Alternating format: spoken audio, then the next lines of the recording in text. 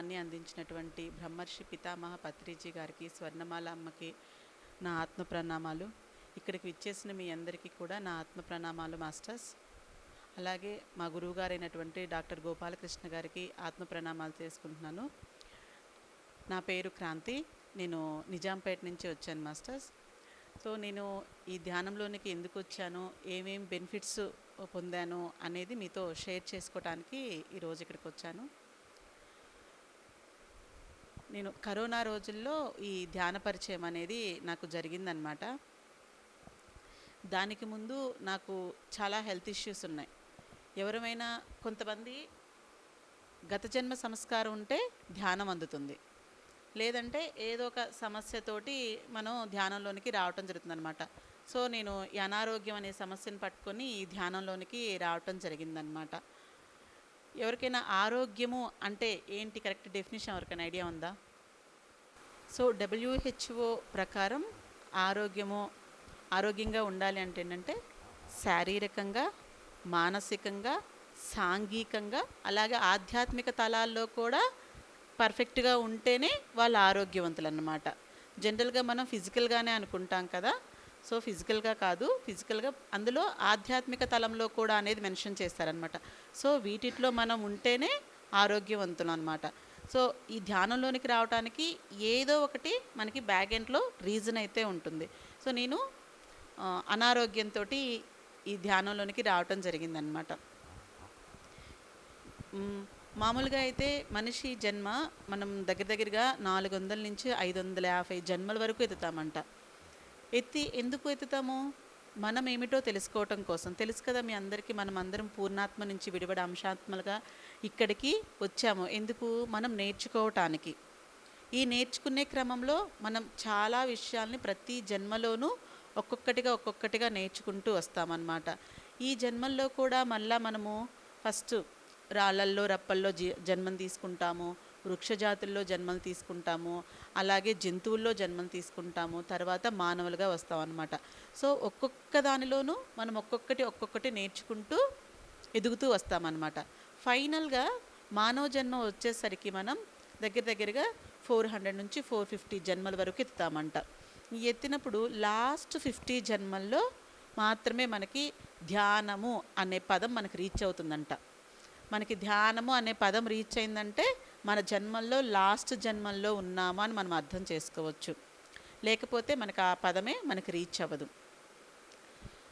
So నేను ఎలాగొచ్చాను అంటే, నాకున్న హెల్త్ ఇష్యూస్ ఏంటంటే ఇక్కడే నాకు డెలివరీ అయిందనమాట. డెలివరీ అయినప్పుడు ఒక ప్రాబ్లం వచ్చింది. ఎక్కడంటే మీకు ఇక్కడ SR నగర్లోనే నాకు డెలివరీ జరిగింది. ఇక్కడ విజయ హాస్పిటల్, మీకు ఐడియా ఉంటుంది. సో అక్కడే నాకు డెలివరీ జరిగింది. డెలివరీ జరిగినప్పుడు నేను డైరెక్ట్గా మీకు చెప్తున్నాను, వాళ్ళు నాకు కాటన్ మిస్ చేస్తారనమాట పొట్టలో. అది ఫస్ట్ మనకేం తెలియదు. నాకైతే అది కాటన్ మిస్ అయింది అన్న విషయము నాకు 6 months తర్వాత తెలిసింది. మీకు ఇప్పుడు ఫస్టే డైరెక్ట్గా చెప్పేసా. సో అప్పుడు ఏం జరిగిందంటే, డెలివరీ అయ్యాక మనం ఫస్ట్ ఫుడ్ తీసుకున్నాక మనకి బయటికి పాస్ చేయాలి. తర్వాత మనకి సాలిడ్స్ పెడతారనమాట. ఫస్ట్ లిక్విడ్స్తో స్టార్ట్ చేస్తారు సిజేరియన్ అయినప్పుడు. సో అలా అయినప్పుడు ఏంటంటే తీసుకున్న ఫుడ్ అనేది నాకు బయటికి రాలేదన్నమాట. 2 days వెయిట్ చేశారు. కొంచెం తీసుకున్న ఫుడ్ అది ఎయిదర్ వామిటింగ్ అవ్వలేదు, లేదా మోషన్ ద్వారాను బయటికి రాలేదన్నమాట. ఏం జరిగిందో తెలియదు. లోపల అది 2 days పొట్టలోనే ఉండిపోయి ఏమైంది, తీసుకున్న ఫుడ్ అనేది స్పాయిల్ అయిపోయి నా పొట్ట ఇంత ఎత్తున వచ్చేసింది. అప్పుడు నా బేబీని కూడా నా పక్కన వాళ్ళు పడుకోపెట్టలేదన్నమాట. ఏం జరిగిందో ఎవరికి ఏం అర్థం కాలేదు.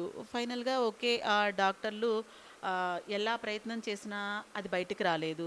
సో వాళ్ళు ఏదో లిక్విడ్ ఏదో మెడిసిన్ ఏదో యూస్ చేసి చిన్నగా నా ముక్కుల్లోకి ట్యూబ్స్ వేసేసి లోపల ఉన్నది మొత్తం బయటకు తీశారు. లోపల ఉన్నది మొత్తము దగ్గరగా 4 to 5 liters పాటు బ్లాక్ కలర్లో మొత్తము, అంటే మనం తీసుకున్న ఫుడ్ అంతా అది స్పాయిల్ అయిపోయిందనమాట. అది అలా బయటకు తీశారనమాట. అలా బయటకు తీశారు. సో అప్పుడు నా కండిషన్ ఏంటంటే, లోపల నా పొట్టలో ఉన్న కండిషన్ ఏంటంటే, అప్పుడే సర్జరీ అయింది కదా, ఈవెన్ చిన్న మూమెంట్, ఇలాంటి మూమెంట్ కూడా ఇవ్వలేని పరిస్థితి అనమాట. అలా ఇచ్చి నేను బెడ్ మీద నుంచి లెగవాలన్నా కూడా పెద్ద కేకలు వేసేదాన్ని. అంటే అలాంటి భయంకరమైన స్థితి నా పొట్టలో ఏర్పడింది. ఏమైంది, సిజరేన్ అయితే ఎందుకు ఇలా జరిగింది, ఎవరికి ఇలా జరగలేదే, ఏమైందని అక్కడ డాక్టర్స్ని అడిగాం మేము. వాళ్ళైతే ఏం చెప్పలేదు. "ఏం లేదు, ఏం లేదన్నారు." ఓకే. నెమ్మదిగా అలాగా ఒక 10 డేస్, 11 డేస్‌కి చిన్నగా ఇంటికైతే వచ్చాను. మొత్తానికి తీశారు. బయటకొచ్చేసాను.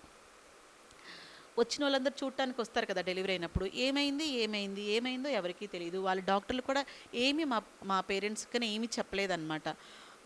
ఇంక తర్వాత ఏం చేశారు, ఓకే. ఇలా జరిగింది, ఎందుకు జరిగింది అంటే క్వెషన్ మార్క్. సో, అందుకని నేనేం చేశాను మళ్ళా బయటకొచ్చాక చుట్టుపక్కలున్న హాస్పిటల్స్‌కి దగ్గర దగ్గర హాస్పిటల్‌కి కొంతమంది హైదరాబాద్‌లో కొంతమంది ఫేమస్ డాక్టర్ల దగ్గరికి వెళ్ళాననమాట.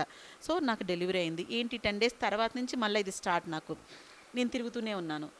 ఏమైంది? అలా ఎందుకు జరిగింది? డెలివరీ అయ్యాక ఇలా ఎందుకు జరుగుతది? అంటే ఇంతమంది దగ్గర దగ్గర నాకు తెలిసి ఒక 10 మంది డాక్టర్‌లని కలిసుంటా హైదరాబాద్‌లో మళ్ళా నేను. ఏ ఒక్కరు ఇది అనేసి నాకు చెప్పలేదు. రీజన్ ఇది అయ్యుంటది అని చెప్పలేదు. ఒక అప్పటికి చేయలేదనమాట. లాస్ట్‌లో 10థ్ డేకొచ్చేసరికి స్కానింగ్ అంటే ఫస్ట్ గైనకాలజిస్ట్‌ని కలిసాననమాట. కొంతమంది ఫేమస్ గైనకాలజిస్ట్‌ని కలిసాను. అంటే వాళ్ళకి కొంతైనా అవగాహన ఉంటుంది కదా! సర్జరీ తర్వాత ఇలా జరిగిందంటే సంథింగ్ ఇది అయ్యుండొచ్చు అనేసి. ఏం లేదు, మీరు డాక్టర్ దగ్గరికెళ్ళి చూయించుకోండి జాగ్రత్తగా. అలా చెప్పారే కానీ, ఇలా అయ్యుండొచ్చని ఎక్స్‌పెక్టేషన్ ఎవరు చెప్పలేదనమాట.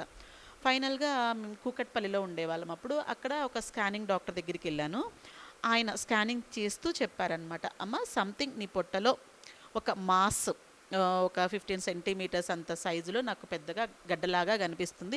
మీకేమైనా డెలివరీకి ముందు గడ్డలున్నాయా?" "లెవ్వు సార్, నాకు స్కానింగ్‌లో ఉంటే తెలుస్తుందిగా." "అలా లేదు సార్" అన్నాను. అయితే ఒక్కసారి నీకు ఈ 15 రోజుల్లో 15 సెంటీమీటర్లంత పెద్ద గడ్డలాగా ఫామ్ అయ్యే ఛాన్స్ అయితే ఉండదు కదా! సో, ఎవరైతే డెలివరీ చేశారో వాళ్ళ దగ్గరికెళ్ళి కొంచెం జాగ్రత్తగా చూయించుకో. ఆయన అంతవరకే చెప్పారు. ఇంకా ఏం చెప్పలేదు. ఓకే. సరేనని చెప్పేసి ఆయన దగ్గర స్కానింగ్ రిపోర్ట్స్ తీసుకొని డాక్టర్ దగ్గరికి వెళ్ళాను. మేడం ఇలా అంటున్నారు అంటే, "ఏం లేదులమ్మా, లోపల బ్లడ్ క్లాట్ అయ్యి ఉంటుంది. నేను మెడిసిన్ ఇస్తాను. 1 వీక్‌లో మీకు కరిగిపోతుంది" అని చెప్పేసి చెప్పారనమాట. ఓకే. అప్పటికి చిన్న చిన్నగా దగ్గర దగ్గరగా 20 డేస్, 21 డేస్, ఫైనల్‌గా 21 డేస్‌కొచ్చాననమాట. ఓకే. ఆవిడ మెడిసిన్ ఇచ్చారు. దాన్ని వాడుతూ ఉన్నాననమాట. సో, 21 డేస్‌కి మా నెగెటివ్ ప్లేసు ఒంగోలు అనమాట. ఒంగోలు డిస్ట్రిక్ట్‌లో ఒక చిన్న విలేజ్. ఒంగోలు ఇంక వెళ్ళిపోయాను నేను. ఆ మెడిసిన్ వాడుతున్నాను. వాడినా కానీ వాళ్ళేం చెప్పారు, "అది లోపల గడ్డ గాబట్టి కరిగి బయటకొస్తుంది. మీరేం కంగారు పడక్కర్లేదు" అని చెప్పారు. ఓకే. ఆహ్, ఆ మెడిసిన్ వాడుతున్నాను. నాకైతే బ్లీడింగ్ ఏం కావట్లేదు. ఇంక నాకు ఒంగోలులో మేము ఎప్పుడు ఒక హోమియోపతి డాక్టర్ దగ్గరికి వెళ్తామనమాట. సరేనని చెప్పేసి ఆ డాక్టర్ దగ్గరికి వెళ్ళాను. వెళ్తే "సార్ ఇలా అయింది, ఇలా జరిగింది" అంటే, "ఓకే. బ్లడ్ క్లాట్ అయిందన్నారు కదమ్మా! నేను మెడిసిన్ ఇస్తాను. వాళ్ళ మెడిసిన్‌తో పాటు మంది కూడా వాడు. ఎట్టి పరిస్థితుల్లో అది గనక బ్లడ్ క్లాట్ అయ్యుంటే గనక ఖచ్చితంగా బయటకొచ్చేస్తది. మీరేం వరీ అవ్వక్కర్లేదు. వచ్చేటప్పుడు మళ్ళా స్కానింగ్ తీయించుకోండి" అని అన్నారు. ఆయన మెడిసిన్ వాడుకున్నాను. ఒక 1 వీక్ వాడాను. అప్పుడు బ్లీడింగ్ అవ్వాల్సిన ప్లేస్‌లో పస్ బయటకొచ్చిందనమాట. ఓకే. తర్వాత మళ్ళా స్కానింగ్ తీసుకొని డాక్టర్ దగ్గరికి వెళ్ళాననమాట. "సార్ ఇలాగా బ్లీడింగ్ రాలేదు కానీ ఇలా పస్ బయటకొచ్చింది" అంటే, ఆయన లిటరల్లీ హోమియోపతి డాక్టర్ అయితే అయ్యారు. ఇక్కడ ఇంతమంది డాక్టర్‌లని కలిసినా ఏ ఒక్కరు చెప్పందే, ఆయన జస్ట్ ఆ స్కానింగ్ రిపోర్ట్ చూసి నా పొట్ట గూడా పట్టుకోలేదు ఆయన. ఆయన చెప్పారనమాట. "అమ్మ, పొట్టలో సంథింగ్ మిస్ అయ్యింది. ఇదే గనక బ్లడ్ క్లాట్ అయితే మనం వాడిన మెడిసిన్‌కి ఎట్టి పరిస్థితుల్లో అది బయటకొచ్చి తీరతది. అది ఇప్పుడు 15 సెంటీమీటర్ ఉండాల్సింది 13 సెంటీమీటర్స్‌కొచ్చింది. లిటిల్ బిట్ కొంచెం తగ్గింది. అంటే మేబీ ఆ పస్ డిశ్చార్జ్ వల్ల సంథింగ్ అలా అది తగ్గుండొచ్చు సైజు." సో, ఆయన అలా చెప్పారనమాట. మేబీ ఏదైనా మిస్ అయ్యుండొచ్చు. "అదేంటి సార్ అలా చెప్తున్నారంటే" నేను ఇంక అక్కడే కుప్పకూలిపోయాననమాట. ఏం చెప్తున్నారని అర్థం కాలేదు. అంతే అమ్మా, నువ్వు భయపడ్డా ఇంకోటైనా, ఇంకోటైనా జరిగిందదే. మీకు సర్జరీకి ముందు లేని గడ్డ మీకైతే ఇంత ఫాస్ట్‌గా, ఇంత పెద్ద సైజులో ఫార్మ్ అవ్వడానికి ఛాన్స్ లేదు." ఆయన అప్పుడు ఎక్స్‌ప్లెయిన్ చేశారనమాట. సిజేరియన్ చేసేటప్పుడు డాక్టర్సు సిజర్స్‌కి కానీ, నైఫ్స్‌కి కానీ మనకి బ్లడ్ పీల్చుకోవడానికి కాటన్ ప్యాడ్స్ అవి వాడతారట. అవి వాడేటప్పుడు ఏం చేస్తారంటే ప్రతి దానికి ఒక థ్రెడ్ కట్టుకుంటారంట. థ్రెడ్ కట్టుకొని అది బయటకి వేసుకొని వాళ్ళు వర్క్ చేస్తారు. అదేంటంటే ఏదన్నా మిస్ అయినా గానీ ఆ థ్రెడ్ కనిపిస్తది బయటికి. ఓకే. లోపలేదో మిస్ అయిందని తెలియడం కోసం. సో, అలా చేస్తారమ్మా. సో, అలాంటప్పుడు కొన్నిసార్లు అనుకోకుండా ఏదైనా మనకి బై మిస్టేక్‌న మిస్ అయ్యే ఛాన్స్ ఉంటది. అది సిజరో, నైఫ్ అయితే మనకి షేప్‌తో అర్థమవుతుంది. అది మనకి ఆ షేప్ లేదు కాబట్టి అది మేబీ ఖచ్చితంగా కాటన్ ప్యాడ్ అయ్యుండొచ్చు అని ఆయన క్లియర్గా ఎక్స్ప్లెయిన్ చేశాడనమాట. చేశాక సరే ఏంటి సొల్యూషన్ అంటే, ఏం సొల్యూషన్ ఏం లేదు, మళ్ళీ ఇంకోసారి ఓపెన్ సర్జరీ చేయించుకొని దాన్ని రిమూవ్ చేయించుకోవటమే అన్నారు. ఇంక మీరు ఏడ్చినా బాధపడినా ఇంక అంతే జరిగిందంతే, దాన్ని మనం యాక్సెప్ట్ చేయాల్సిందే. ఓకే. ఇంకా మళ్ళీ నెక్స్ట్ గుంటూరు వెళ్ళాము. గుంటూరు వెళ్ళి అక్కడ ఇంకొక డాక్టర్కి చూయించుకున్నాం అనమాట.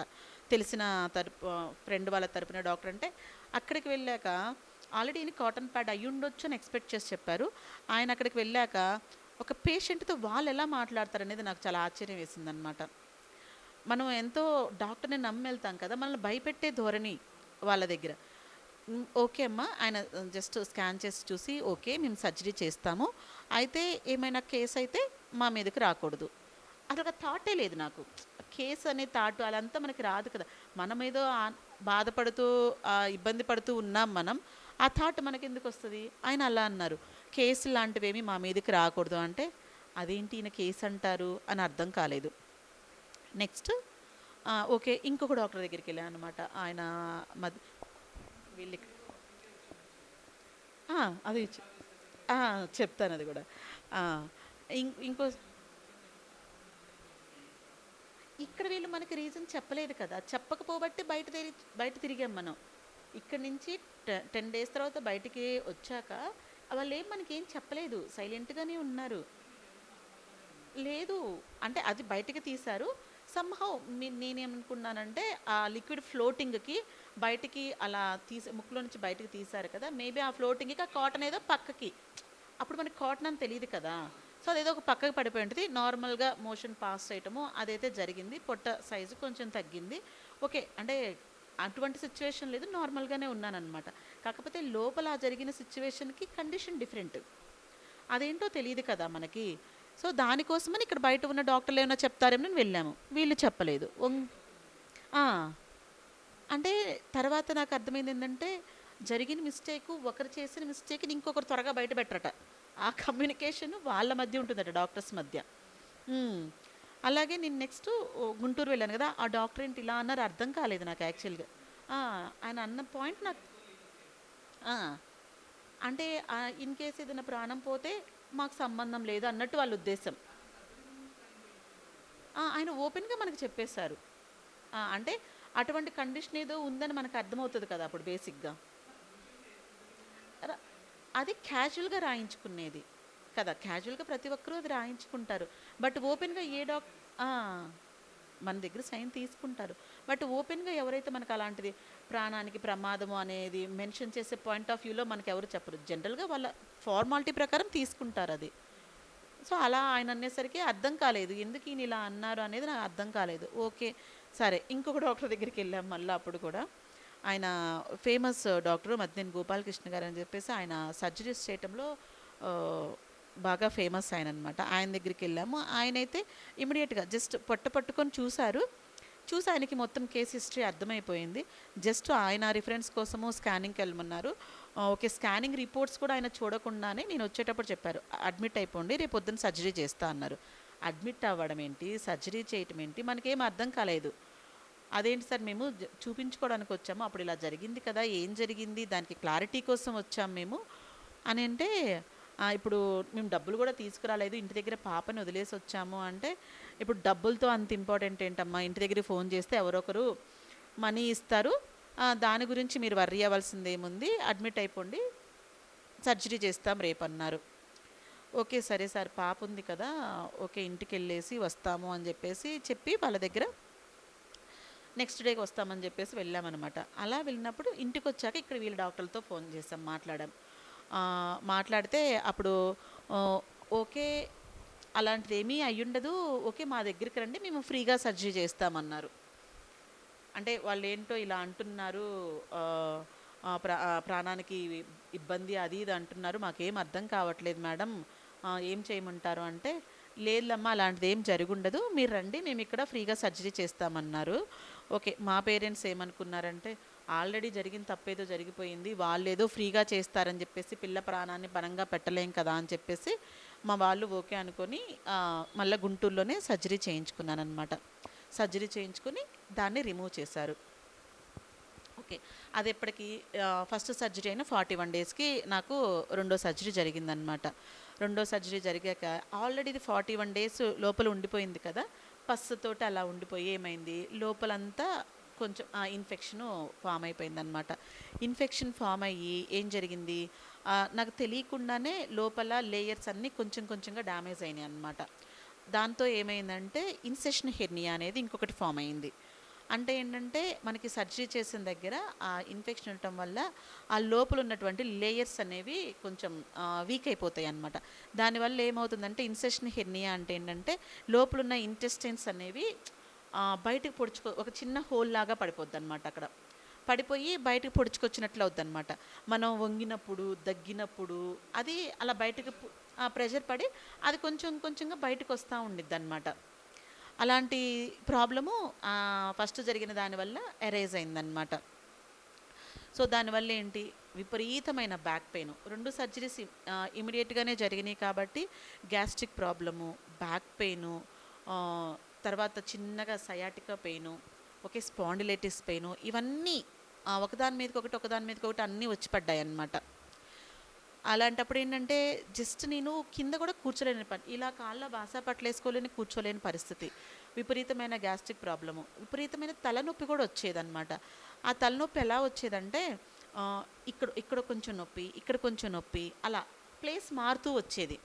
ఒకటే ప్లేస్లో అదే పెయిన్ కనుక కంటిన్యూషన్ ఉంటే అది భరించలేం మనం, అంత విపరీతమైన పెయిన్. ఆ వచ్చే ఒక 10 సెకండ్స్ అనుకోండి, 10 సెకండ్స్ ఒక ప్లేస్ దగ్గర, 10 సెకండ్స్ ఒక ప్లేస్ దగ్గర, అలా ప్లేస్లు మారుతూ వచ్చేదన్నమాట తలనొప్పి.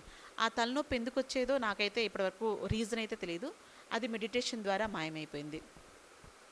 సో వీటన్నిటి వల్ల ఏంటంటే ఎలాగుండేదాన్నంటే నేను నెక్కి ఒక బెల్ట్ ఉండేది, నడుముకు ఒక బెల్ట్ ఉండేది. ఇంట్లో ఒక హాఫ్ అన్ అవర్ పనిచేసానంటే ఇంకొక హాఫ్ అన్ అవర్ పడుకుంటే కానీ మళ్ళీ లేచి పని చేయలేని పరిస్థితి. బయటికి బండి మీద వెళ్ళొచ్చానంటే ఇంట్లోకి రాగానే ఫస్ట్ అక్కడ పడుకుంటే కానీ నేను ఇంట్లో మళ్ళీ తిరగలేను అనమాట. అంటే ఈ నెక్ అంతా అదిరిపోయేది అనమాట. అంటే ఇవన్నీ ఒకదానికొకటి బాడీ ఇంపాక్ట్ అయింది. సో ఇంపాక్ట్ అయ్యి ఒకదాని మీద ఒకటి ఇన్ని ప్రాబ్లమ్స్ అయితే వచ్చాయి. ఓకే, ఇప్పుడు ఇన్సెషన్ హెర్నియా అయింది కదా. సో దాన్ని ఏంటంటే నేను కొన్ని రోజుల పాటు మెయింటైన్ చేశాను, అంటే ఇబ్బంది లేకుండా అలా మెయింటైన్ చేశాను. మెయింటైన్ చేశాక అనుకోకుండా ఒకనొక పరిస్థితి ఏర్పడింది మళ్ళీ ఒక 5 ఇయర్స్కి ఏమైంది, నా ప్రమేయం లేకుండానే నాకు తెలియకుండానే కొన్ని సిచ్యువేషన్స్ వచ్చేసి మళ్ళీ అంత డెప్త్ ఎందుకని బ్రీఫ్గా చెప్తున్నా. సో దానికి కూడా ఇంకొక సర్జరీ చేయించుకున్నాను అనమాట, అంటే మెష్ చేయించుకున్నాను అనమాట లోపల. మళ్ళీ అది బయటకు వస్తుంది కదా, దానికి ప్రొటెక్షన్గా మనకి కాళ్ళు విరిగితే కనుక రాడ్ వేసి ఎలా అయితే చేస్తారో మనకి స్టమక్లో కూడా మెష్ వేస్తారనమాట. సో మెష్ వేసి ఇంకొకటి 3 సర్జరీస్ అయితే జరిగాయి అనమాట. సో ఈ 3 సర్జరీస్ మీద సో ఒకదానికొకటి ఇన్ని ప్రాబ్లమ్స్ ఉన్నాయన్నమాట. ఈవెన్ నా ఫింగర్కి ఒక కీ చైన్ కూడా తగిలించుకోలేను అనమాట. కీ చైన్ తగిలించుకొని ఒక 5 మినిట్స్ వాక్ చేసినా కానీ ఈ ఫింగర్ మొత్తం ఇలా లాగేసేదన్నమాట.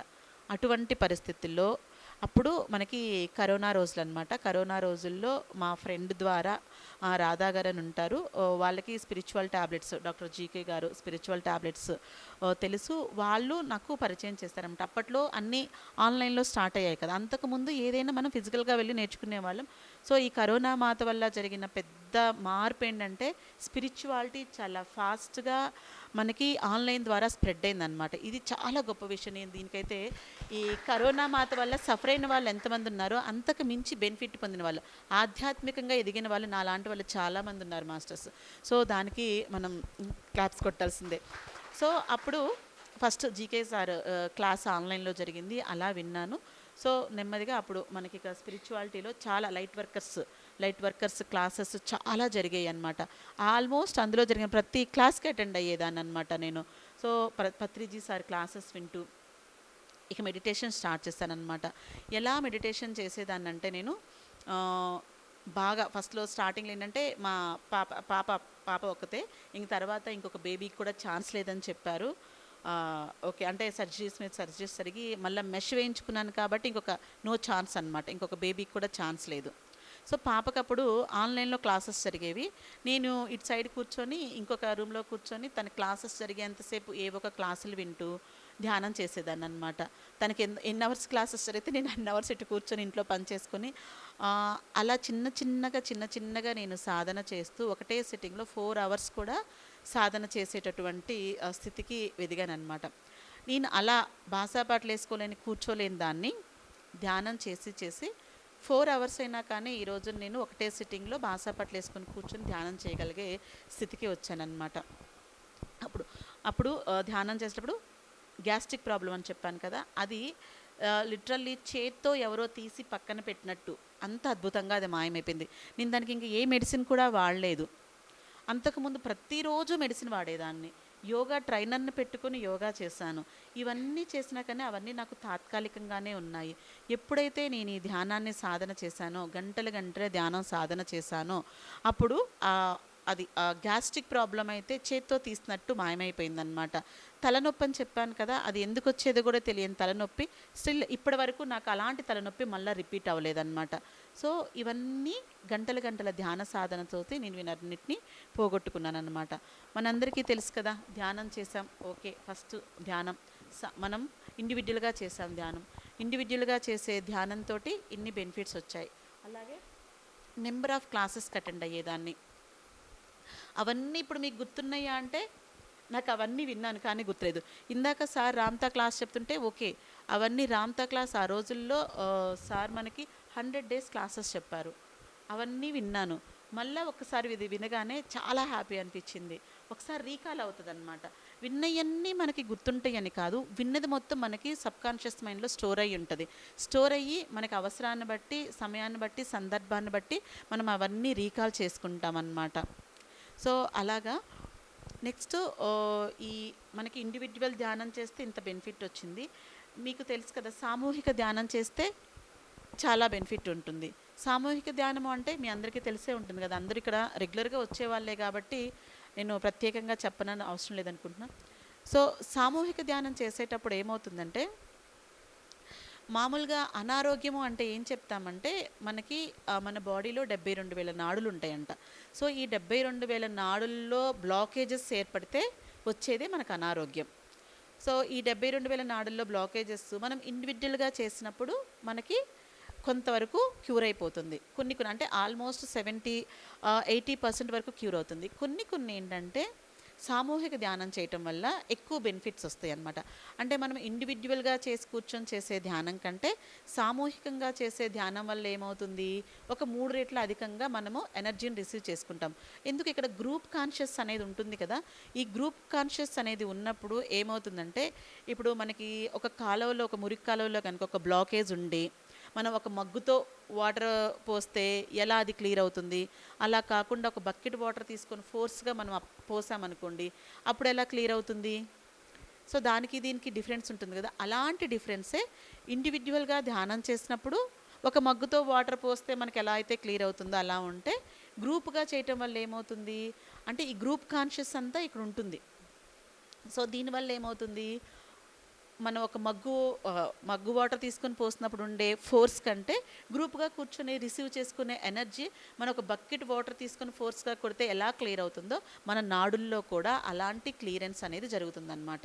సో ఇప్పుడు మనం అవకాశం ఉన్నప్పుడు ఇంట్లో చేసుకుంటాం, ఇంకా అవకాశం ఉన్నప్పుడు మనకి టైం ఉన్నప్పుడు ఇలాంటి ప్లేసెస్లోకి వచ్చి మనం ధ్యానం చేసుకున్నాం అనుకోండి, గ్రూప్ కాన్షియస్ ఉంటుంది. సో మనకి 3 రెట్లు అధికంగా కూడా మనకి ఎనర్జీ ఉంటుంది. చూడండి, రోజు మనం ఇంటి దగ్గర చేసుకుంటాం, కానీ ఇందాక నేను ఇక్కడికి వచ్చి సార్ చెప్తున్నప్పుడు ఆ ఎనర్జీనే డిఫరెన్సు. అసలుకి మైండ్ మొత్తం కామ్ అయిపోయిందనమాట. అసలు నాకు ఆలోచిద్దామన్నా కూడా ఒక మాట, ఒక థాట్ కూడా రాలేదు ఆ టైంలో. ఆ ఎనర్జీస్ అలా ఉంటాయి అన్నమాట. నోరు తెరవాలని కూడా అనిపించదు. ఆ ఎనర్జీ పవర్కి మన మనసు మొత్తం మనం సైలెంట్ అయిపోతాం ఆటోమేటిక్గా. అలాంటి ఎనర్జీస్ అనేవి ఇలాంటి ప్లేసెస్లో ఉంటాయి అన్నమాట. సో ఇలాంటి చోట్లకి వచ్చి చేస్తే మనకి అంత ఎక్స్ట్రా బెనిఫిట్ ఉంటుంది. సో అవకాశం వచ్చినప్పుడల్లా మనం ఇక్కడికి వచ్చి చేసుకుంటే చాలా మనకి హెల్త్ పరంగా కానీ ఇంకా ఏ పరంగా అంటే ప్రశాంతత, మానసిక ప్రశాంతత అనేది కూడా వస్తుందన్నమాట. నేను అక్కడ కూర్చొని ఆలోచిద్దాము అని అనుకున్నా కానీ, ఓకే ఇప్పుడు నేను క్లాస్ చెప్పాలనుకున్నా, మార్నింగ్ నుంచి నేను అనుకున్నా కానీ ఏం క్లాస్ చెప్పాలనే థాట్ బేసిక్గా నాకు రాలేదు. ఓకే ఆ టయానికి ఏది అవసరమో అది నేచర్ అనిపిస్తుంది అని చెప్పేసి అలాగా వచ్చి కూర్చున్నాను. ఓకే, అక్కడ కూర్చొని ఓకే ఈరోజు ఈ క్లాస్ చెప్దామని థాట్ చేద్దామన్న నా మనసు ఇంకా ఆలోచించట్లేదన్నమాట. అంటే నా మనసు నాకు తెలియకుండానే ఈ ఎనర్జీస్కి కామ్ డౌన్ అయిపోయింది. అంత ప్రశాంతంగా అనిపించిందనమాట. సో అలాంటి బెనిఫిట్స్ మనకి ఇలాంటి చోట్లకు వచ్చి చేస్తే ఉంటుందన్నమాట. ఇంకోటి, మనందరికీ పిరమిడ్ గురించి తెలుసు కదా. ఏంటి ఆ పిరమిడ్ యొక్క స్పెషల్ ఏంటి, ఎవరైనా చెప్పగలరా? ఆ ఎనర్జీ ఫ్లో అవ్వటానికి రీజన్ ఏంటి? జామెట్రీ. Exactly geometry. ఆ జామెట్రీలో ఉన్న పాయింట్ ఏంటి? ఏంటంటే ఎగ్జాక్ట్లీ అది జామెట్రీ. అక్కడ ఉన్న పాయింట్ ఏంటంటే అక్కడ మనకి పిరమిడ్లో 4 కోణాలని కలిపి ఒక కోణం, పైన ఒక కోణం ఏర్పడుతుంది కదా. ఆ యాంగిల్ ఏంటంటే పర్టిక్యులర్గా 51 degrees 51 minutes అంటారనమాట. దానికి ఒక పర్టికులర్ యాంగిల్ అయితే ఉంటుందన్నమాట. ఆ యాంగిల్ ఉండటం వల్లే మనము అది నేచర్లో ఉన్నటువంటి ఎనర్జీని రిసీవ్ చేసుకోగలుగుతుంది. నార్మల్గా ఏదో జామెట్రీ షేప్ అనుకోండి, అది అంత ఎనర్జీని రిసీవ్ చేసుకోదు. ఇప్పుడు చిన్నప్పుడు మన అందరికీ తెలుసు కదా, భూతద్దంతో మనం ఆడుకొని ఉంటాం. భూతద్దం గురించి అందరికీ తెలుసు కదా. భూతద్దం ఏం చేస్తుంది? ఎండలో పెడితే ఏం చేస్తుంది అది? కా ఎండలో పెట్టేసి కొంచెంసేపు పెట్టేసి కింద పేపర్ పెట్టామనుకో, ఆ పేపర్ని అది కొంచెంసేపటికి కాలిపోతుంది. అంటే ఏం చేస్తుంది అక్కడ? సూర్యరశ్మిని ఎక్కువగా అది రిసీవ్ చేసుకుంటుంది. రిసీవ్ చేసుకుని కిందకి ఒక పాయింట్ నుంచి రిలీజ్ చేస్తుంది అనమాట. రిలీజ్ చేసినప్పుడు మనకి ఎక్కువ వేడి వచ్చి ఆ పేపర్ అనేది కూడా బర్న్ అయిపోతుంది. సో అలాంటిదే ఇక్కడ మనకి పిరమిడ్ కన్స్ట్రక్షన్లో ఉన్నటువంటి యాంగిల్ యొక్క స్పెషాలిటీ అన్నమాట. అది ఆ యాంగిల్తో పర్టికులర్గా ఆ యాంగిల్తో చేసినప్పుడు మాత్రమే దాన్ని మనం పిరమిడ్ అంటాము. పిరమిడ్ అంటే ఆ పిరమిడ్ ఏం చేస్తుందంటే మనకి నేచర్లో ఉన్న ఎనర్జీని 3 రెట్లుగా అధికంగా అది రిసీవ్ చేసుకుంటుంది. ఫస్ట్ ఆ యాంగిల్ వల్ల అది రిసీవ్ చేసుకొని అది అలాగే ఆ కిందకి మనకి రిలీజ్ చేస్తుంది అనమాట. అంటే నార్మల్గా మనం చేసేటప్పుడు మనం తీసుకునే ఎనర్జీ కంటే అది 3 రెట్లు అధికంగా ఎనర్జీని అది రిసీవ్ చేసుకొని కిందకి మనకి 3 రెట్లు అధికంగా కిందకి మనకి రిలీజ్ చేస్తుంది అనమాట. సో దాన్ని మనం పెట్టుకోవటం వల్ల 3 రెట్లు అధికంగా మనం ఆ ఎనర్జీని అనేదాన్ని రిసీవ్ చేసుకోగలుగుతాం అన్నమాట. సో అందువల్ల ఏంటి, పిరమిడ్ శక్తిని కూడా మనం తీసుకుంటే మనం ఇంకొంచెం బెనిఫిట్స్ని పొందగలం. సో మీ అందరికీ తెలిసే ఉంటాయి, పిరమిడ్ అంటే ఓన్లీ క్యాప్ పిరమిడే కాదు, ఇంకా పిరమిడ్స్ ఉన్నాయా? డిఫరెంట్ పిరమిడ్స్ ఉన్నాయా? ఉన్నాయి కదా, డిఫరెంట్ పిరమిడ్స్. కాళ్ళకి పెట్టుకుని అంటే మోకాళ్ళ నొప్పులు ఉండే వాళ్ళకి మోకాళ్ళ పిరమిడ్స్ అనేసి, ఐ పిరమిడ్స్ అనేసి, బ్యాక్ పెయిన్కి సపరేట్ పిరమిడ్స్, బెడ్ రిడెన్ పేషెంట్స్కి చాలామందికి ఏం చేస్తారంటే కింద బెడ్ మొత్తం కూడా చిన్న పిరమిడ్స్ తోటి చేసిన బెడ్స్ అనేవి అరేంజ్ చేస్తారనమాట. అలాగే ఇంకా బెడ్ రిడెన్ పేషెంట్స్కి ఏం చేస్తారు, వాళ్ళ బెడ్ మీదకి పిరమిడ్ని స్ట్రక్చర్ ఫామ్ చేసేసి పైన వాళ్ళకి పెడతారనమాట. సో అంటే ఆ పిరమిడ్ ఎనర్జీని రిసీవ్ చేసుకోవడానికి ఇంత డిఫరెంట్ పిరమిడ్స్ కూడా మనకి తయారు చేయబడ్డాయి అన్నమాట.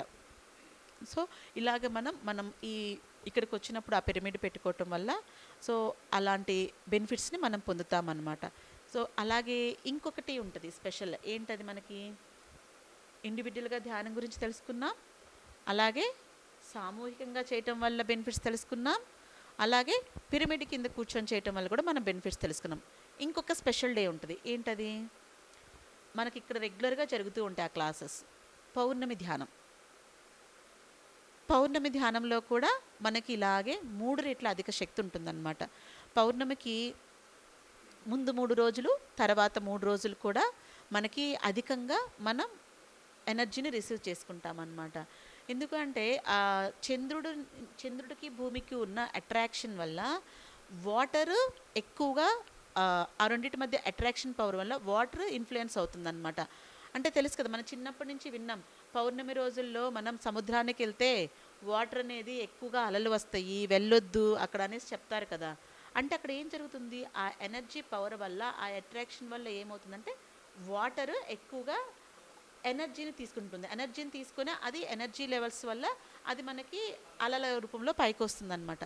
సో ఇక్కడ మన బాడీలో, హ్యూమన్ బాడీలో ఏం జరుగుతుంది పౌర్ణమికి అంటే, మన అందరికీ తెలుసు కదా, మన హ్యూమన్ బాడీలో 70% వాటర్ కంటెంటే ఉంటుంది కదా.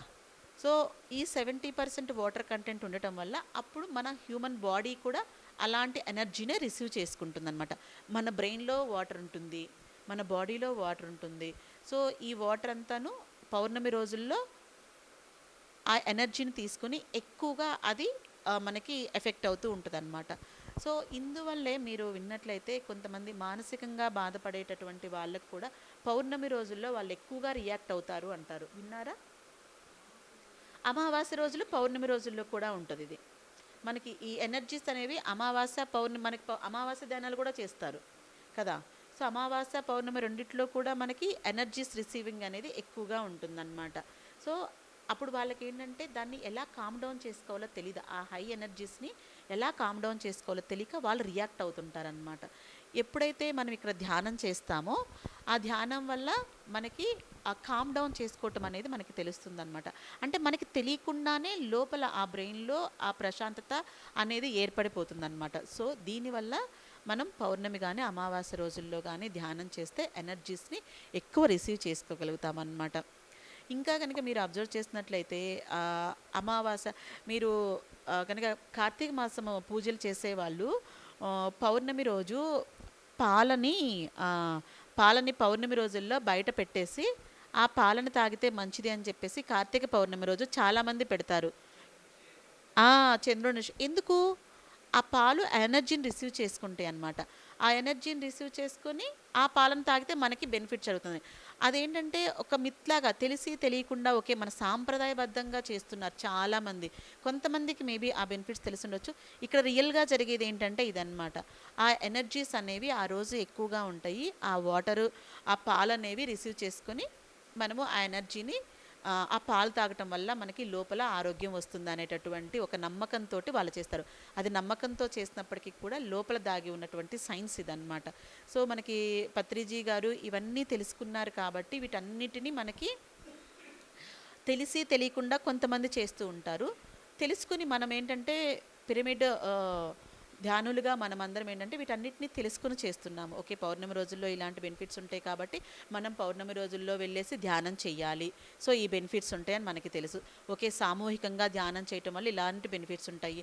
ఓకే చూడండి మనం కర్తాలు వెళ్ళినప్పుడు సామూహికంగా ధ్యానం చేసేటప్పుడు మీకు తెలుసు కదా, అక్కడ మనకి బాలకృష్ణ సారు శ్రీధర్ సార్ వాళ్ళు ఒక ప్రత్యేకంగా ఒక ఇది పెడతారు, ఒక స్పెషల్గా పెడతారు. అక్కడ ఆస్ట్రల్ సర్జరీస్ అనే సపరేట్గా పెడతారు. గమనించారా మీరు?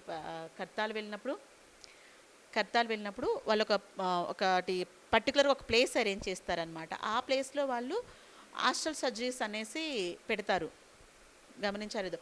ఓకే ఇక్కడ ఆస్ట్రల్ సర్జరీస్ ఏంటంటే మనం సామూహికంగా ధ్యానం చేసేటప్పుడు ఆస్ట్రల్ సర్జరీస్ జరుగుతాయి మాస్టర్స్. ఆ ఎనర్జీస్కి సామూహిక ధ్యానంలో బెనిఫిట్ ఏంటంటే ఆస్ట్రల్ సర్జరీస్ జరుగుతాయి అన్నమాట. సో అందువల్ల ఆస్ట్రల్ సర్జరీస్ మనకి సామూహిక ధ్యానంలో జరుగుతాయి కాబట్టి మనకు అక్కడ స్పెషల్గా సామూహిక ధ్యానం అనే దానిలో అక్కడ ఆస్ట్రల్ సర్జరీస్ అనేది ఒక పర్టికులర్గా పెట్టేసి అక్కడ చేస్తారు. చాలామందికి అక్కడ ఆస్ట్రల్ సర్జరీస్ జరిగి వాళ్ళు రికవర్ అయిన వాళ్ళు చాలామంది ఉన్నారు. ఇక్కడ మేము నిజాంపేటలో ఉంటాం కదా, అక్కడ ఒక లైవ్ ఎగ్జాంపుల్ ఏంటంటే నిజాంపేటలో పద్మావతి మేడం గారు అని ఉంటారు. ఐడియా ఉండారా? వచ్చారా? సో ఆ మేడంకి అదే జరిగింది అప్పుడు. ఆ మేడం కూడా కరోనా రోజుల్లోనే ఆవిడ కరోనా రోజులు ఎక్కడికి వెళ్ళలేదు కదా, వాళ్ళ పాప ఆస్ట్రేలియా వెళ్ళారట. వాళ్ళ పాప అప్పుడు ఇలా గ్రూప్ మెడిటేషన్స్ అప్పుడు బాలకృష్ణ సార్ వాళ్ళకి అవన్నీ శ్రీధర్ సార్ వాళ్ళు ఇంకా రామాంజన్ సార్ వాళ్ళు ఉంటారు కదా, రామాంజనేయుల కాదు రామాంజన్ సార్ కాదు రామాచారి సారు, వీళ్ళవి అప్పుడు బాగా వచ్చాయి అన్నమాట. ఆ మేడము వాటిని పెట్టుకొని ఆన్లైన్లో పెట్టుకొని క్లాసెస్ రికార్డింగ్ క్లాసెస్సే వింటూ చేశారట. ఆవిడ చేసినప్పుడు ఆవిడకి మోకాల నొప్పులు, పెద్ద వయసు ఆవిడ కదా, మోకాల నొప్పులు ఉండేవి. ఆవిడకి ఆస్ట్రల్ సర్జరీ జరిగి ఆవిడ మోకాల నొప్పులు మాయమైపోయాయంట. అప్పుడు ఆవిడ ఆనందంగా గెంతుకుంటా కిందకు వచ్చి ఓకే నాకు ఈ ఆస్ట్రల్ సర్జరీ జరిగి ఆవిడ ఐడెంటిఫై చేసుకొని ఓకే నేను ఇంత బెనిఫిట్ పొందాను దీనివల్ల, సో దీన్ని నేను అందరికీ స్ప్రెడ్ చేయాలని ఆవిడ తిరిగి వచ్చాక అప్పటికి ఆవిడ ఫస్ట్లో టెంపుల్స్కి అన్నిటికీ తిరుగుతూ ధ్యానాన్ని ప్రచారం చేశారు. ఆవిడ అలా టెంపుల్కి తిరుగుతూ ధ్యాన ప్రచారం చేసేటప్పుడు ఆవిడకి అక్కడ ఉండేటటువంటి లోకల్ లీడరు ఓకే మీరు ఇలా తిరుగుతున్నారు కదా, ఒక పర్టికులర్ ప్లేస్ ఉంటే బాగుంటుంది కదా అని చెప్పేసి అక్కడ లైబ్రరీ ఇచ్చారనమాట. సో ఆవిడ ఆ బెనిఫిట్ని పొందారు కాబట్టి ఆవిడ నేను పొందిన ఈ బెనిఫిట్ని అందరికీ అందించాలని చెప్పేసి ఆవిడ అందరికీ తిరుగుతూ ధ్యాన ప్రచారము ఇప్పుడు అక్కడ ప్రతి వారానికి ఒకసారి ఇప్పుడు మాకు అక్కడ సంత జరుగుతూ ఉంటుంది అన్నమాట, వీక్లీ వన్స్. అక్కడ శాకాహారాలు చేస్తూ ఆవిడ చాలా అద్భుతంగా ధ్యాన ప్రచారాన్ని చేస్తున్నారనమాట. సో అలాగా ఇప్పుడు మనకి ఇండివిజువల్ ధ్యానం గురించి తెలుసుకున్నాము, అలాగే సామూహిక ధ్యానం వల్ల బెనిఫిట్స్ తెలుసుకున్నాము, అలాగే పిరమిడ్ పెట్టుకొని చేయటం వల్ల బెనిఫిట్స్ తెలుసుకున్నాము. అలాగే పౌర్ణమి ధ్యానము, అమావాస్య ధ్యానాల వల్ల కూడా మనం బెనిఫిట్స్ తెలుసుకున్నాం అనమాట. సో ఇవన్నీ మీకు ఆల్రెడీ అర్థమయ్యే, మీకు అన్నీ తెలిసే ఇక్కడికి వస్తున్నారు కదా. ఓకే. ఆ, సో ఇది ఈరోజు మీకు నేను చెప్పాలనుకున్నాను. ఇంకా ఓకే. ఇప్పుడు ధ్యానం చేసుకున్నాము. ధ్యానం చేశాక మనకి ఆరోగ్యంలో కొంత బెనిఫిట్ వచ్చేసింది. అంటే ఆల్మోస్ట్ కొంత 90% వరకు మనకొచ్చింది. తర్వాత ఏమవ్వాలంటే మనము ధ్యానం చేసిన తర్వాత నాలెడ్జ్ వైపుకి మనం షిఫ్ట్ అవ్వాలన్నమాట. ఓకే. ధ్యానం తెలుసుకున్నాము, ధ్యానం అయిపోయింది, నాలెడ్జ్ షిఫ్ట్ అవ్వాలి. ఇదంతా ఇప్పుడు ఈ ధ్యానం చేయటం వల్ల ఇప్పుడు మనం చెప్పుకున్న ఇవన్నీ ధ్యానము, పిరమిడ్ ధ్యానము, పౌర్ణమి ధ్యానము, సామూహిక ధ్యానం, వీటన్నిటి వల్ల మనం ఏం తీసుకున్నామంటే మన బాడీ ఎనర్జీని రిసీవ్ చేసుకుందనమాట. ఎనర్జీని రిసీవ్ చేసుకోవటం వల్ల ఆ ఎనర్జీ వల్ల ఏదైతే బెనిఫిట్ పొందాలో ఆ బెనిఫిట్ మనకు ఆటోమేటిక్గా వచ్చేస్తుంది. తర్వాత ఇంకా కొద్దిపాటి మనకి కొంచెం ఉంటుంది. అదేంటంటే నాలెడ్జ్ వైపుకి మనం షిఫ్ట్ అవ్వాలన్నమాట. నాలెడ్జ్ వైపు షిఫ్ట్ అవ్వటం అంటే కొంత మనం నాలెడ్జ్ తీసుకోవాలి. అంటే ఇప్పుడు బుక్స్ని చదవడం అనమాట. నాలెడ్జ్ వైపుకి షిఫ్ట్ అవటం అంటే ఏంటి? సజ్జన సాంగత్యం చేయటం, ఓకే, బుక్స్ రీడింగ్ చేయటము, ఆచార్య సాంగత్యం చేయటము. ఈరోజు మనం చేసింది అదే కదా. ఇప్పుడు ఒక గురువుగారు వచ్చారు మనకి, ఆ గురువుగారు తెలుసుకున్న నాలెడ్జ్ని మనకి షేర్ చేశారు. అప్పుడు మనము ఆయన తెలుసుకున్న నాలెడ్జ్ అంతా మనకి ఆయన షేర్ చేసినప్పుడు మనం ఓకే ఏం చెయ్యాలి ఏం చేయకూడదని మనకు కొంత అవగాహన అయితే వచ్చింది కదా.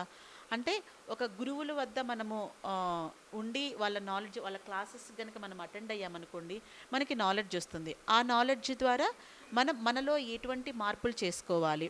ఇంకా ఓకే మనకు అది ఆ నాలెడ్జ్ వినేటప్పుడు మనకు అర్థమవుతుంది, ఓకే మనం ఈ పాయింట్లో ల్యాకింగ్లో ఉన్నాము, సో వీటి వల్ల మనం ఇవి చెయ్యకూడదు, ఇవి చెయ్యొచ్చు, వీటన్నిటిని మనం తెలుసుకుంటాం. ధ్యానం వల్ల ఓన్లీ ఎనర్జీని తీసుకున్నాము, ఎనర్జీ వల్ల వచ్చే బెనిఫిట్ మనం పొందాము. ఇప్పుడు నాలెడ్జ్ తీసుకోవటం వల్ల గురువుల దగ్గరికి వచ్చి, అంటే సజ్జన సాంగత్యం, అలాగే ధ్యానం చేసే వాళ్ళు ఎవరైతే ఉంటారో వాళ్ళ దగ్గర మనం కూర్చొని మనం మాట్లాడామనుకోండి. ఇప్పుడు ఫర్ ఎగ్జాంపుల్ నేను వచ్చాను, నా ఎక్స్పీరియన్స్ చెప్పాను, నా ఎక్స్పీరియన్స్ వినటం వల్ల మీకు ఓకే ఇంత బెనిఫిట్ ఉందని తెలిసింది. ఓకే మళ్ళీ నేను మీ ఎక్స్పీరియన్స్ వింటాను, మీ ఎక్స్పీరియన్స్ వేరేగా ఉంటుంది. సో ఇది నాలెడ్జ్ షేరింగ్ అనమాట. ఈ నాలెడ్జ్ షేరింగ్ వల్ల కూడా మనం ఏం చేయొచ్చు ఏం చెయ్యకూడదు అనేది మనకు ఆటోమేటిక్గా మనకు కొంత అర్థమవుతుంది. అర్థమైనప్పుడు మనం వాటి ఆటోమేటిక్గా మనలో రావాల్సినటువంటి మార్పులు మనం తెచ్చేసుకుంటాం కదా. సో పత్రిజీ గారు మనకి 3-2-1 అనే ఒక కాన్సెప్ట్ చెప్తారు.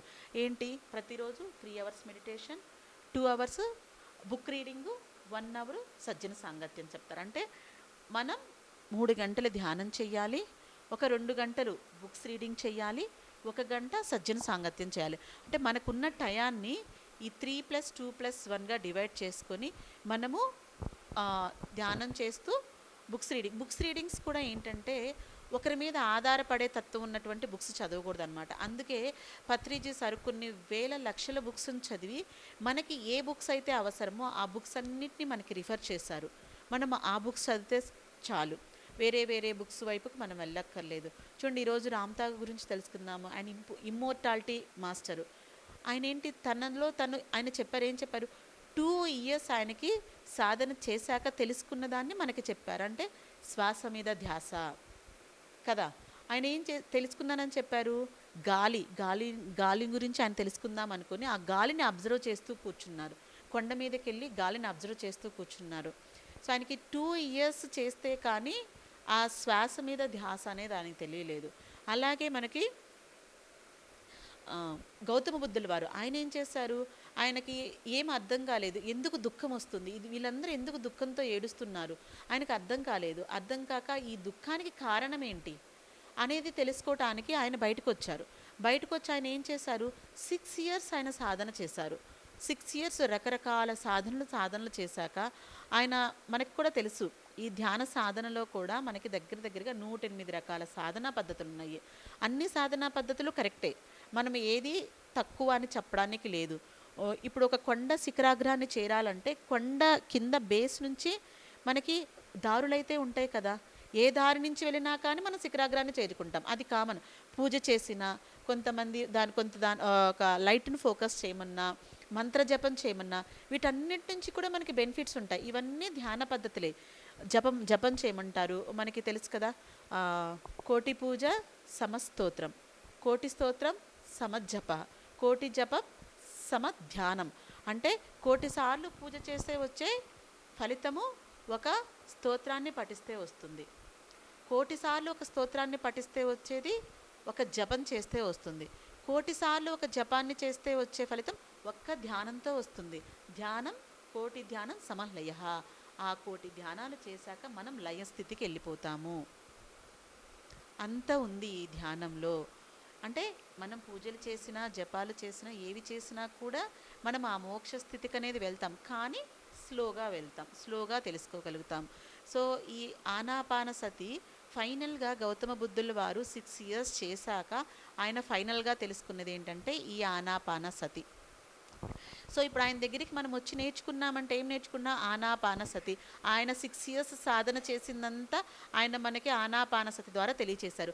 మళ్ళీ మనం ఆ 6 years సాధన అయితే అవసరం లేదు కదా. అంటే సజ్జన సాంగత్యం వల్ల వచ్చే బెనిఫిట్స్ ఇలా ఉంటాయి అన్నమాట. కొంతమంది మాస్టర్సు వాళ్ళు కొన్ని రోజుల పాటు, కొన్ని నెలల పాటు, కొన్ని సంవత్సరాల పాటు సాధన చేసి తెలుసుకున్న దాన్ని వాళ్ళ దగ్గర కూర్చొని మనం వినటం వల్ల ఆ కొద్దిపాటి సమయంలోనే మనం తెలుసుకోగలుగుతాం. సో మనకి సజ్జన సాంగత్యం వల్ల ఎంత యూజ్ ఉంటుంది, అంత టయాన్ని మనం సేవ్ చేసుకుంటాం. అందుకే సార్ ఏం చెప్పారు, ఇవాళ రేపట్లో గురువులు అనే వాళ్ళందరూ మాయమైపోతారు. ఎందుకంటే ఆల్రెడీ ఆ నాలెడ్జ్ అనేది అందరికీ స్ప్రెడ్ చేయబడుతూ వచ్చింది కదా. గౌతమ బుద్ధుల వారు ఉన్నప్పుడు ఎంతో కొంతమంది మాత్రమే ఆయన దగ్గర నుంచి తెలుసుకున్నారు. వాళ్ళ దగ్గర నుంచి తెలుసుకున్న వాళ్ళు ఇలా మీకు స్ప్రెడ్ చేస్తున్నప్పుడు ఆ సజ్జన సాంగత్యం వల్ల ఆ నాలెడ్జ్ ఏదైతే నాలెడ్జ్ ఉందో అందరికీ షేర్ చేయబడుతుంది. సో తెలుసుకున్న దాన్ని మనం ఒకరి నుంచి ఒకరికి స్ప్రెడ్ చేస్తాం. ఎలాగా? సజ్జన సాంగత్యం ద్వారా కదా. సో సజ్జన సాంగత్యం యొక్క ఇంపార్టెంట్ ఇంత గ్రేట్గా ఉంటుందన్నమాట.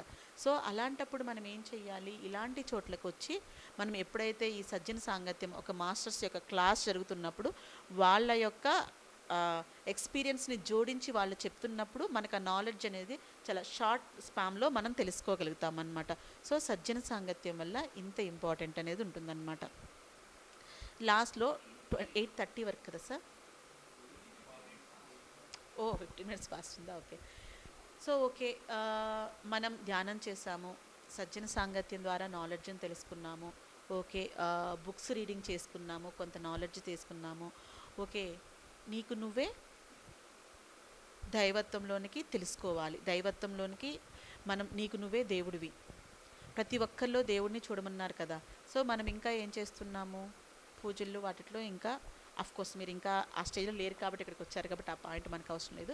ఓకే, మనం నాలెడ్జ్ని తెలుసుకున్నాము. అందరికీ ఏం చేయాలి? ఇప్పుడు నేను నాలెడ్జ్ని తెలుసుకున్నాక ఆ నాలెడ్జ్ని నేను నా దగ్గరే పెట్టుకోవాలా? లేదు, దాన్ని స్ప్రెడ్ చేయాలి. ఓకే, నెక్స్ట్ ఇవన్నిటి తర్వాత మనం చేయాల్సింది ఏంటంటే ఆధ్యాత్మిక శాస్త్ర సేవ. ఫైనల్గా అల్టిమేట్గా మనం చేయాల్సింది ఏంటంటే ఆధ్యాత్మిక శాస్త్ర సేవ. అంటే మనం తెలుసుకున్న దాన్ని 10 మందికి పంచిపెట్టాలి. అది అల్టిమేట్ అన్నమాట. వేరే వేరే సేవలు కాదు మనం చేయాల్సింది. సో చూడండి, ఇప్పుడు నాగేంద్ర సార్ తెలుసుకున్నారు. ఆయన ఏం చేస్తున్నారు? ఇక్కడ ఆధ్యాత్మిక శాస్త్ర సేవ చేస్తున్నారు. వేరే వేరే సేవలు కాదు. ఇంకా కొంతమంది తెలుసుకోకుండా వేరే వేరే సేవలు చేస్తూ ఉంటారు. ఆ సేవలన్నింటినీ మనం ఆపేయాలన్నమాట. ఆ సేవలు చేయటానికి వేరే మాస్టర్స్ వేరే వాళ్ళు ఉంటారు. కానీ ఎప్పుడైతే మనం ఆధ్యాత్మికతను తెలుసుకున్న తర్వాత మనం చేయాల్సింది ఏంటంటే కేవలం ఆధ్యాత్మిక శాస్త్ర సేవ మాత్రమే. అంటే నీకు తెలిసిన ఈ ధ్యానాన్ని 10 మందికి పంచిపెట్టడం మాత్రమే మనం చెయ్యాలి. అలా చేయకుండా మనం వెనకటి వాటిలో మనం ఇరుక్కుపోయాము అంటే మళ్ళా మన ప్రాబ్లమ్స్లో మనం ఇరుక్కున్నట్టే లెక్క. అది తెలిసి కూడా చేయకపోతే మనం ఏదైతే బెనిఫిట్ పొందామో అది మళ్ళీ మనం వెనక్కి వెళ్ళి ఆ సఫరింగ్స్ అనేవి మనం పొందవలసి ఉంటుందన్నమాట. సో మనకి తెలిసింది అన్నీ తన్మన్ ధన్ ఏదో ఒక రూపంలో. ఓకే, నాకు టైం లేదు, ధనం ఉంది, ఓకే తన్మన్ ధన రూపంలో, లేక నాకు టైం ఉంది, నేను టైం పెట్టాలి. ఆ విధంగా తన్మన్ ధన్ రూపంలో మనము ఏదో ఒక రూపంలో ఈ ఆధ్యాత్మిక శాస్త్ర సేవ చేయటం అనేది ఇంపార్టెంట్ అన్నమాట. సో ఇంత బెనిఫిట్ పొంది నేను ఈరోజు మీకు వచ్చి చెప్తున్నాను అంటే ఇది ఆధ్యాత్మిక శాస్త్ర సేవలో ఒక పాట. అంటే ఓకే, నేను తెలుసుకున్నాను, ఈ బెనిఫిట్ని నేను అందరికీ తెలియచేస్తే నా వల్ల ఇంకెవరైనా కానీ బెనిఫిట్ పొందొచ్చు.